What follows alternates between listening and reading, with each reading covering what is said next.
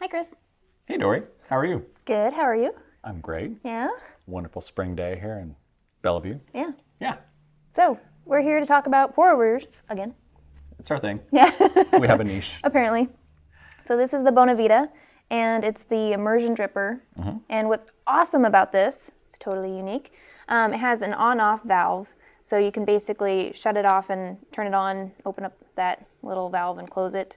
So you can let it steep as long as you want. And It's kind of like a French press pour over. yeah, you don't have to have the grind perfect.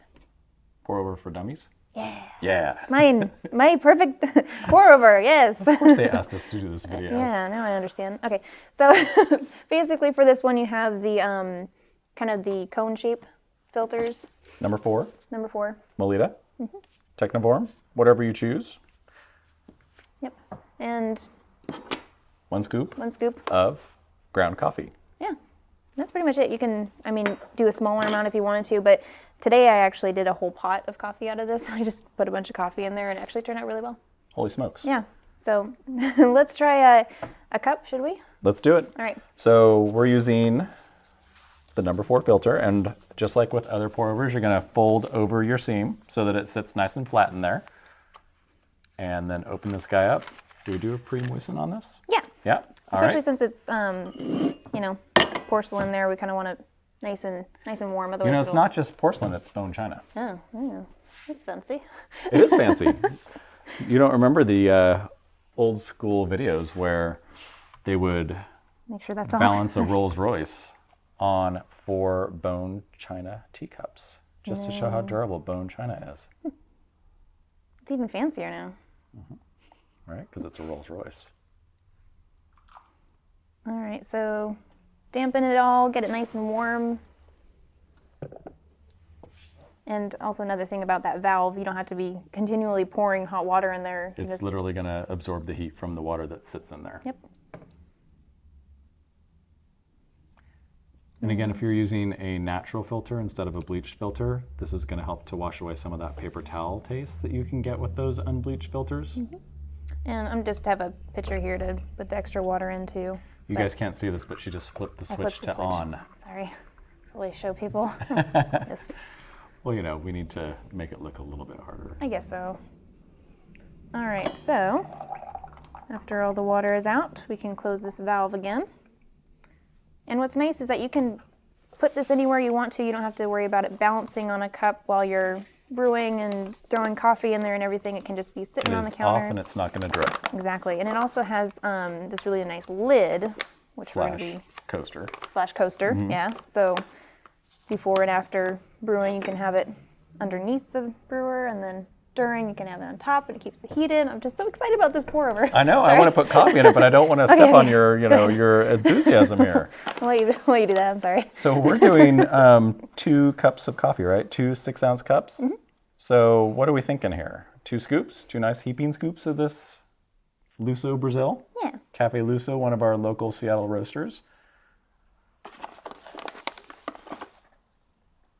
And this grind's a little bit coarser than I personally would do, but we also don't want to be here for days. It's going to pouring be water through. intense. Yeah.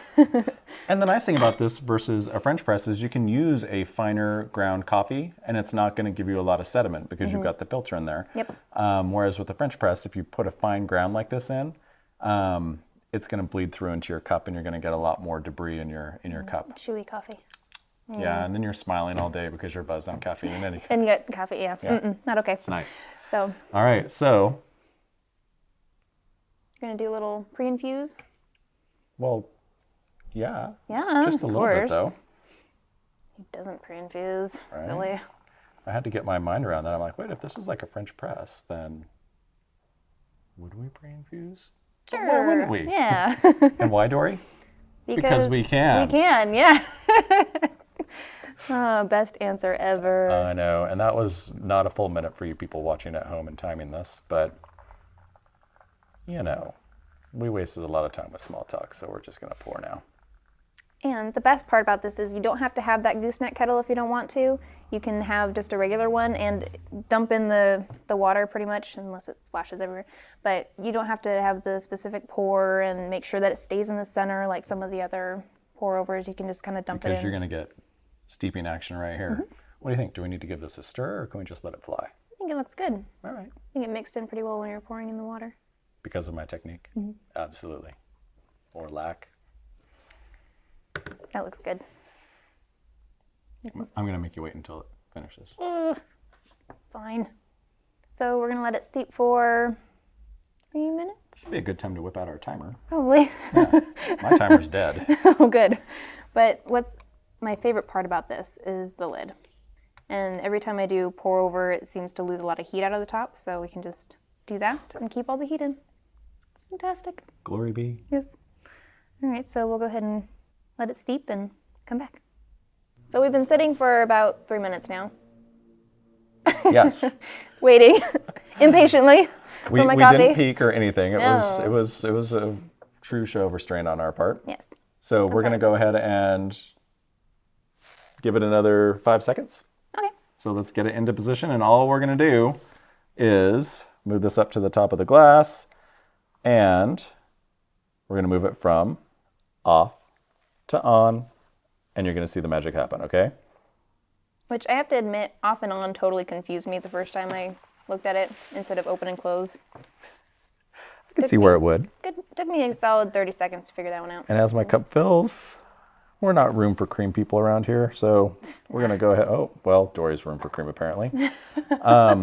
What's nice about this is that plunger, but one of the things that you'll notice is that it can actually, oh, we got plenty, give you a little trouble with the opening of your cup. It's about 4 inches, but you've got little feet here that can get in the way on some of the wider mouth mugs that you may have in your house. Yeah, we actually did have a hard time finding a good mug here because all of our cappuccino mugs were too wide. So it's kind of wonky. Yep. There's that word again. Oh, that's my favorite word. That's a good word, Dory. Let's see. Should we taste or should we talk pros and cons? What do you think? I want to taste it. You want to taste it? Yeah. Might as well. It's piping hot thanks to your use of the lid. Cheers. Yes. It's really hot. Smooth. It is smooth. I mean, traditional pour over results, you get a very nice smooth cup, low acid, and pretty intense too. That's nice.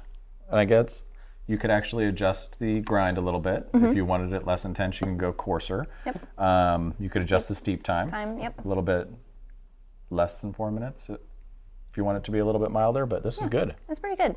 And what's nice too is if you do have 2 cups that you're pouring for, you don't have to worry about the first one being stronger and then the second one being weaker because it's all steeping the same time and then it's just the pour through. What do you think about this next cup though? That one might be a little That intense. one might be a little on the strong side. Yeah. So really the pros, you can play around with different steeping time like you can on others. And you can split it up between a couple cups really easily. Very little mess. Very little mess. And if we had used our little saucer here. And then kind of the downside, it does have some plastic components to it. Yep. It doesn't The base really, is plastic. You've got bone china up here, plastic down here. Although you were going to say, yeah, it doesn't really come in contact really with the coffee. yeah, the plug on the bottom is actually a silicone. So the lever's plastic, the plug itself is silicone, so it's food safe and minimal contact with the coffee. So you know, it's a concern for some customers, but I think that once they saw the construction of it, they would actually sign off on it. Yeah. So pretty awesome. Yeah, Pretty easy. I could finish this cup. Yeah. After. All right. All right. Thanks for joining us. Don't forget to visit our website if you have other questions, and we hope to see you again soon.